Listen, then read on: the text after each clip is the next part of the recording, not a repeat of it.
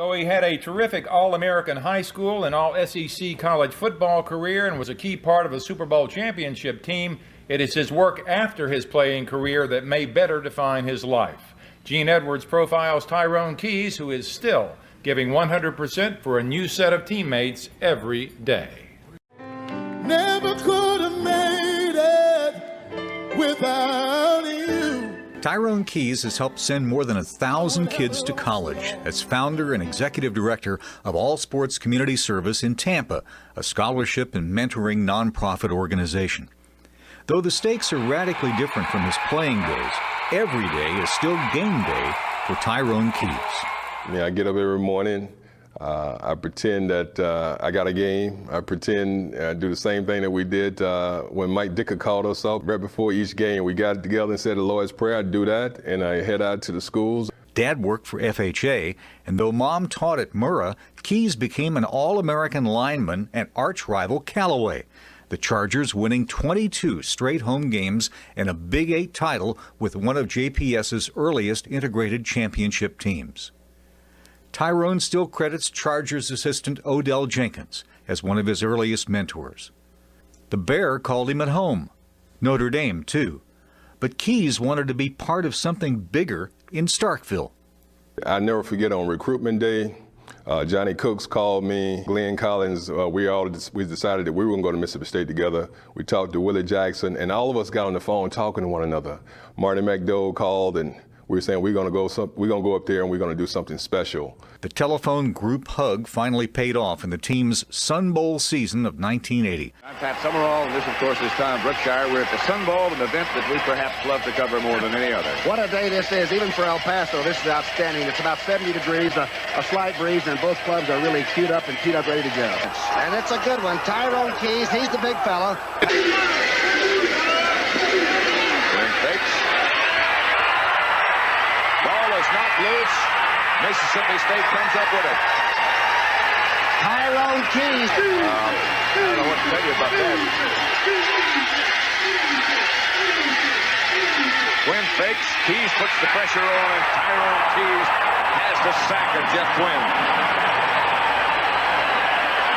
He beat the block of Mandelko, the offensive right tackle. Number 98, Tyrone Keys. He can physically change the play because he can come right over and through people. And there he is, 6'7". State won 4 of its first 5 before getting spanked at home by USN. But we had made a commitment in that locker room after that Southern game that we were going to win the rest of our games, and we had to play for each other. Proving once and for all that good can indeed come from bad, State regrouped. The Southern Mississippi loss had occurred on October 11. On October 12th, the Bulldogs made a commitment. They declared a new 5-game season. They decided right then and there to win all 5 of those games. The fact that Miami, Auburn, Alabama, LSU, and Ole Miss were those 5 opponents didn't matter. Miami, a nationally ranked team that would go on to win the Peach Bowl, was first on the list. Jim Kelly, you are on the clock. In the Orange Bowl, the Hurricanes went into the game with what was statistically the nation's 3rd best defense. The Bulldog defense had another day in the sun, too. Johnny Cook scored a touchdown on a pass interception. And the defense demonstrated the first of 3 straight goal line stands that would win 3 consecutive football games.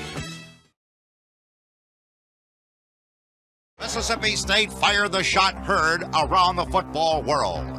Mississippi State 6, Alabama 3. Mississippi State not only scored more points than Alabama, the Bulldogs beat the Crimson Tide in every facet of football. No less an authority than Paul Bear Bryant called the state victory decisive and strolled to the south end of Mississippi Memorial Stadium to personally tell the Bulldogs that. Emory Ballard, the man who invented the wishbone offense, had designed a defense to shut it down. and the defense did. Millard told Newsman, "We played from the ground up, start to finish, and never once let up. This is a great bunch here who decided they wanted to be something better than average. I'm proud for them, and I'm proud for everybody who loves Mississippi State."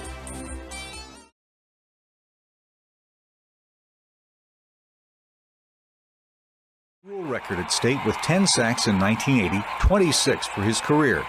The Jets drafted the three-time All-SEC pick in the 5th round, but he got a better deal with the CFL's British Columbia Lions. 2 seasons and 20 wins later, the Bears traded for Keys, who spent the 83, 84, and 85 seasons in Chicago, where fellow Mississippian Walter Payton took him under his wing. Well, definitely, when I went there, I never forget meeting Walter Payton, and of course I grew up watching Walter Payton, and I appreciate him for taking me up under his wings and showing me the ropes. Our foundation is to make a difference wherever that need or wherever that positioning may be, and that's what we do.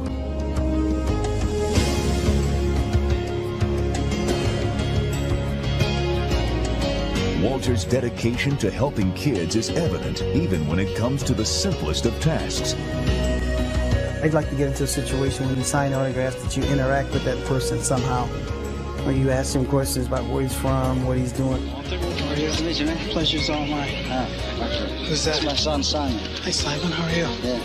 Did you sign his ball for him? I'm glad to. I have 2 kids, and if they had an opportunity to meet, one of their heroes, I would appreciate it if they, would give the courtesy to be just a little personal. As great as superstar he was a great man. And we're not doing this because we're greedy. The Bears are doing it to feed the needy. We didn't. With Tyrone as a keyboard player in the video and a valuable defensive end on the field, the Bears shuffled all the way to the Super Bowl 20 title following the 85 season. Hang on, Dallas. This is for Mike and Papa Bear Halla.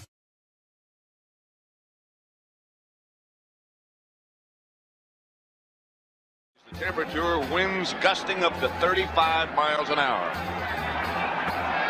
And we'll see as the afternoon progresses what kind of an effect that will have. Butler looking away from Brown to Redden. Floats down at the 5, and Redden brings it out from there to about the 18. Cliff Thrift down to make the tackle. This time is where Buddy Ryan has a new wrinkle, and that is to put Tyrone Keys in on passing down. They have their direction. Batted away by Tyrone Keys. That was part of their package. That was part of the scheme. He's 6'8", and he batted it down.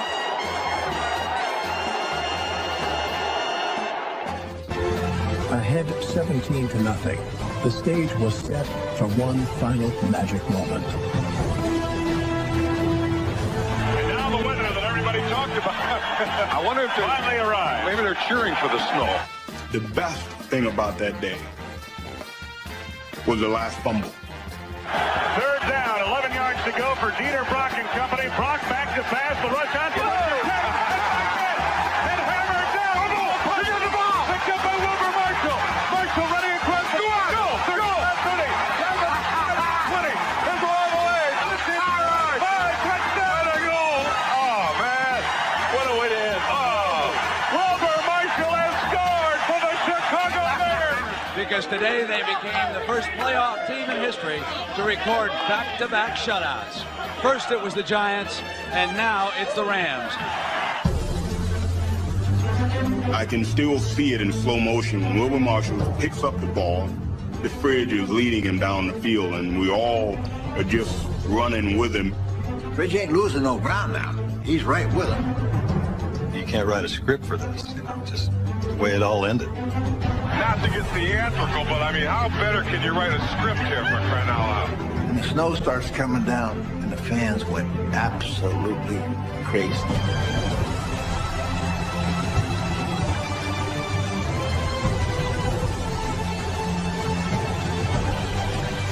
The Bears were going to their first Super Bowl. Mike Ditka's thoughts turned to Papa Bear George Hallis, the man who had hired him to get them there. And I think right there, the old man was saying, that's the first time since '63. And finally, a Super Bowl for the Chicago Bears. Walter Payton hugging Virginia and Ed McCaskey. Now linebacker Otis Wilson. Inside the Bear locker room with the owners of the Chicago Bears. She, of course, is a lovely daughter of the late George Hallis, the founder, who was the coach of this team the last time they won a championship. And the fridge, number 72, William Perry. A team of destiny, according to Bud Grant, before this game started. And the former Minnesota Viking coach knew something there, because today they became the first playoff team in history to record back-to-back shutouts. First it was the Giants, and now it's the Rams. This was earlier today in the Bear locker room as the Bears packed in preparation to go to New Orleans for the Super Bowl engagement with the Patriots. That's Tyrone Keys getting his gear together. We're just hard by the side of that locker room. We're in the weight room of the Bears. This man walked in the room and said, if you just stand with me, if you just believe in me, we'll be at the dance in 3 years. And here we were. I wanted the Bears to be the best. I wanted the Bears to have the best reputation. I wanted them to be the toughest, and I wanted to win the championship. And I told our team when I got there, I got good news and bad news. The good news is we're going to win a Super Bowl here. The bad news is a lot of you people aren't going to be here when we do it. And that's, I didn't mean that to be cruel. I meant it to be factual.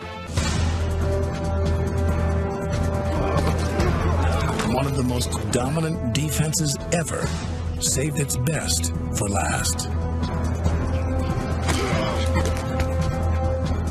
The Grogan, the blitz is on, over the left side, he goes.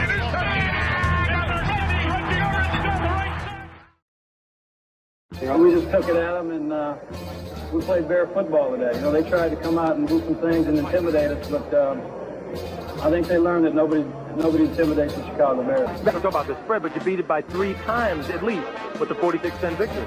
Well, the thing that Buddy Ryan had expressed to us all week long, that they were exactly the same team that we played the second game of the year. We just let them do all the talking all week long, and we knew we had a good game plan, and we came out and performed real well. And my son, I got a chance to see me play in my first Super Bowl, and we won it. That's all that matters, is that he's happy, my family's happy, and the people that were behind me are happy. That's it. And you made the people of Chicago happy, too. I hope so. A lot of people have said to me this week, or this year, isn't it too bad your dad wasn't here to see this? Well, I think he's been with us the whole season, and I think he's here with us now, and he'll be with us always. Tyrone recalled Peyton's urging that he start preparing now for life after football. Keys took a job as a substitute teacher at a local high school and became more active in his community. He closed his pro career in 1988 with San Diego. At age 29, with 9 pro seasons, a Super Bowl ring, and some college records on his resume, Tyrone Keys went back to Tampa to make a difference, where kids who were helped come back to help others.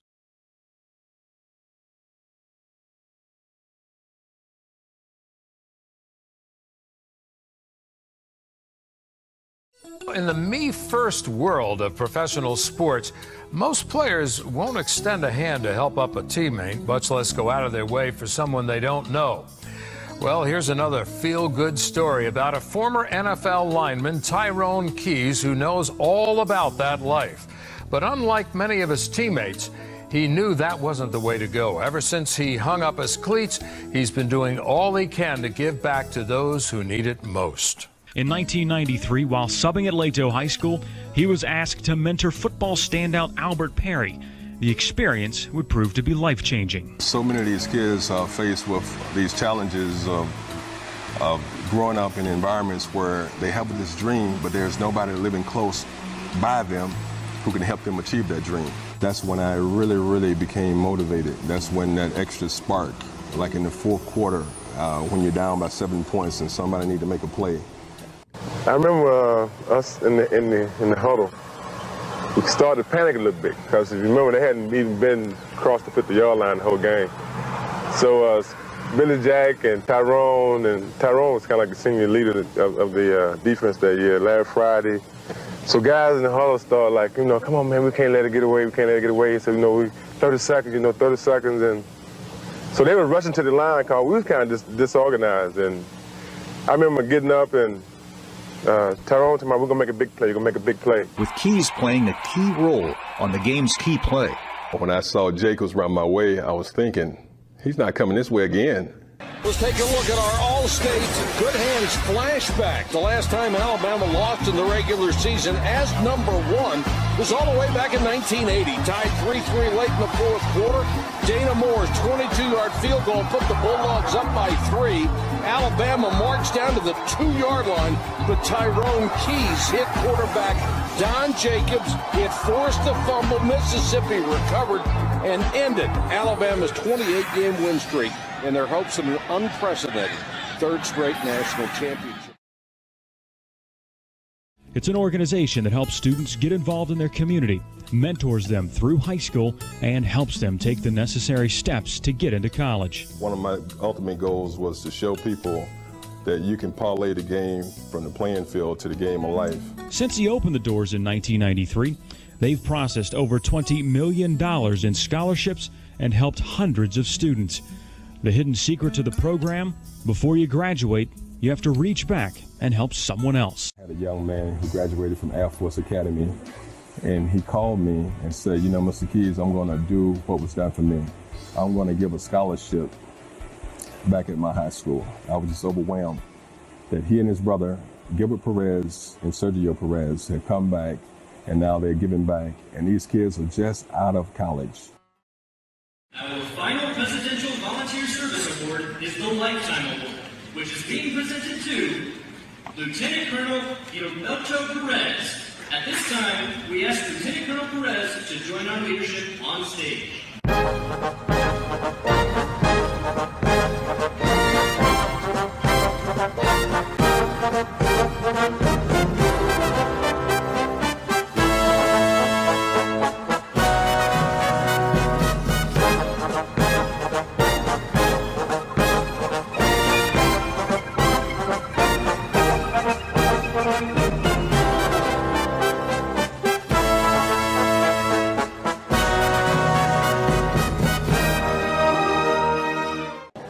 The criteria for the scholarship was for students who excel in academics, sports, and community service.